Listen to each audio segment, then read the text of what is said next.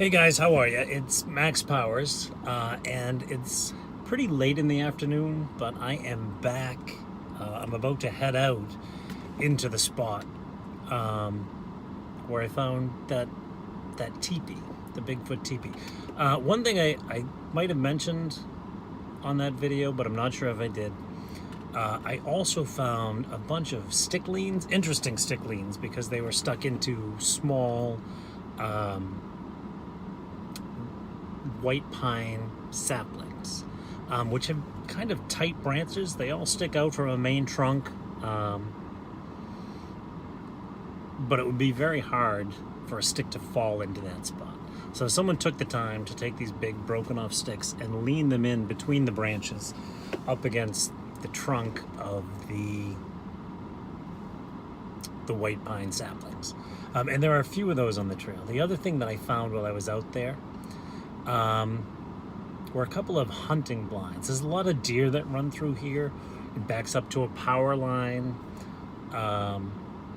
And so I really don't think there's hunting in this area. I don't think it's allowed here. I'm not sure. But it's a pretty interesting find. So I'm going to go back out and look. I'm going to leave a digital recorder in one of those spots to see if I can pick up on anything. And we'll see what happens. So I'm going to head out there now, and I'll take you guys with me. Have a good one.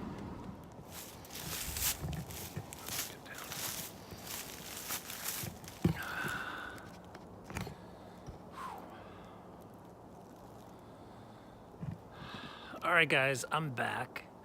One of the points that I wanted to make when I was talking to you before was this area. I'm on a trail. I'm on a trail that, just in the time that I've been here, I've only seen one other person actually out in the woods, but there were 3 cars back in the parking lot. So it is entirely possible that this is a man-made structure. And frankly, I believe it is. And the reason I believe it is because this county is 350 square miles. It's a long, thin peninsula that sticks out into the Atlantic Ocean. In that 350 square miles, there's about 740 people per square mile, which is pretty densely populated. Now, granted, a lot of us are in, little villages and what have you, where there are masses that congregate, which brings that average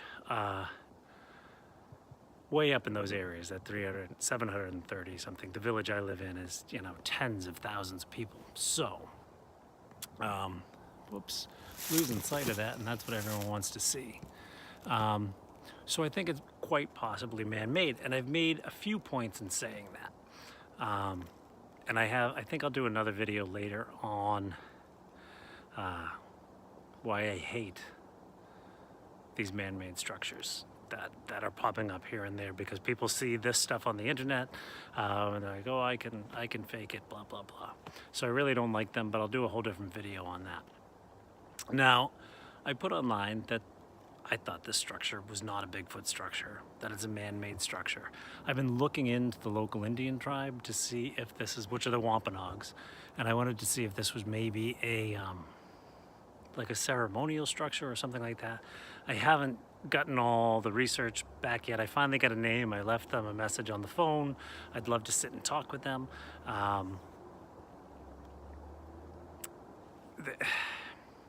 They have their own legends. You've probably heard of Pudgewuckies, Puckwudgies, something like that. And Moshop, which was a giant that helped the natives a lot. Or the natives, I don't know why I call them that, but the American Indians, who are native to this area. So basically, this is an tract of land that belongs to them. They have a reservation just over that way. So I thought maybe this structure is something ceremonial. What I found out so far is that they build wetus, which is like a Quonset hut, but that's not what they call them. I'm having trouble with my brain today. but their structures have big patches of bark. They're usually done over bowed trees or bowed wood that's been stuck in the ground on either end, which forms an arch, and they make these long like Quonset hut kind of structures that are then coated in sticks and bark to form a shelter for rain. Not structures like this. The only Native Americans I could find who did structures like this were somewhere in the Midwest, and the pictures of the structures looked an awful lot like this. So there's that. But I've mentioned that I think they're fakes, and I had Christopher Noel. So if you're on here looking for Bigfoot, then you have probably heard of Christopher Noel. He's got a great channel, Impossible Visits, he calls it. And I made a comment on one of his things. He's offering $10,000 to someone who can't find Bigfoot. And I was on there, I basically said, geez, I kind of blew it in the first hour. I walked straight into a Bigfoot structure in my own backyard. But I don't think it's real. And he came on and said, well, you don't know that. And he's got tons of proof on his site that says that that Bigfoot is in many places living alongside man. One of the researchers that I was following for a while, who's gone now, he's not gone, he's just not doing this anymore, also would talk about, it was Utah Sasquatch, and he would talk about the proximity of Bigfoot to man and how there are a lot of structures, much like this, right on the edge of, what do we call it? Human culture of our towns and cities and, in borderlands right along them. So Christopher Noel suggested that I go out and leave a voice recorder, which is what I'm here to do right now. I'm also going to try and get some pictures of the other structures. I just saw, and it's unfortunately on the dark side of the hill, I just saw a horizontal stick stuck through a Y in a tree, but I couldn't get a good picture of it. It was just in a shadowy area, so there was that. But I'm going to go to these other areas. I'm going to try and get some pictures of those. Some of them just being stick leans, like I think I mentioned earlier. And one of them in particular is right on a game trail and a power line, which deer run through both of those all the time. And it's just a little, like it's in an evergreen tree, and there's all kinds of sticks and brush tucked into the branches. But behind what I'm calling a hunting blind, the grass and the pine needles and the leaves are all matted down like something was sitting back there. Now, is it possible that there was someone hunting out there? Maybe, but I think I mentioned earlier also that I don't think hunting is allowed in this area. There were no posted signs saying that it was hunting season like a lot of the other places around. So I'll have to look into that and get back to you. But what I'm going to do right now is I'm going to plant a voice recorder overnight. I'm going to come back either tomorrow morning or Monday morning and pick up that voice recorder. It'll probably take me a few days to go over it and see if I found anything on it. But thanks to Christopher Noel stopping by and saying, well, before you write it off completely, why don't you stick a recorder out there? So I'm going to stick the recorder out there. I'll get back to you. If I do get anything on the recorder, I will definitely play it back here so that you can hear it and make your own decision.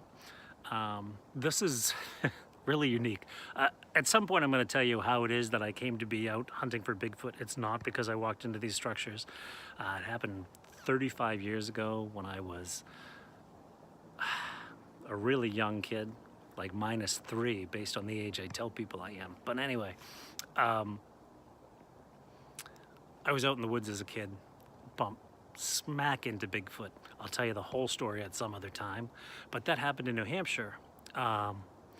And that's generally where I go looking for these things. And I've been doing this for years and just taking notes. Usually when I go out, I don't bring a camera.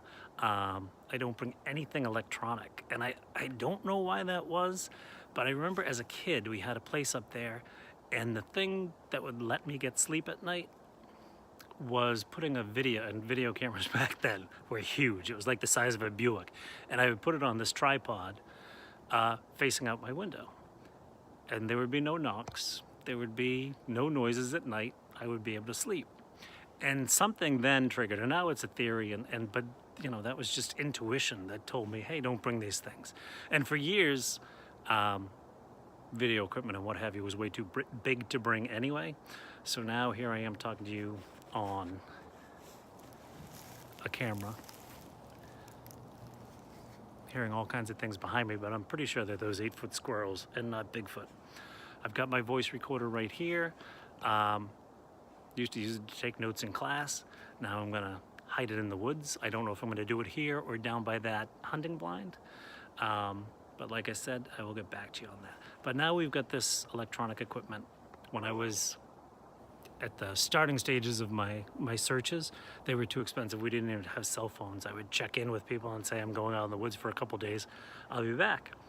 And I would bring a notebook and a pencil. I had this awesome moleskin with a little pocket in the back for the pencils, and I would leave the sketches.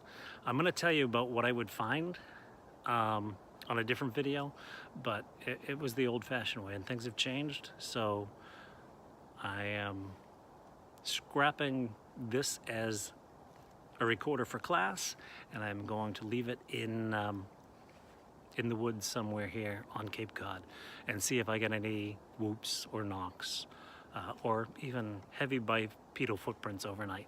So the sun is about to go down. I probably have enough time to get back to my car before the sun sets or before they lock the gate and I get stuck in here. So wish me luck. If I find anything to take pictures of out there, I'll either add them to the end of this, or I'll do another video on the other structures that I found out here in Mashpee River Woodlands. So right now I'm gonna shut up and you can enjoy the rest of your night. Have a good one. Bye-bye.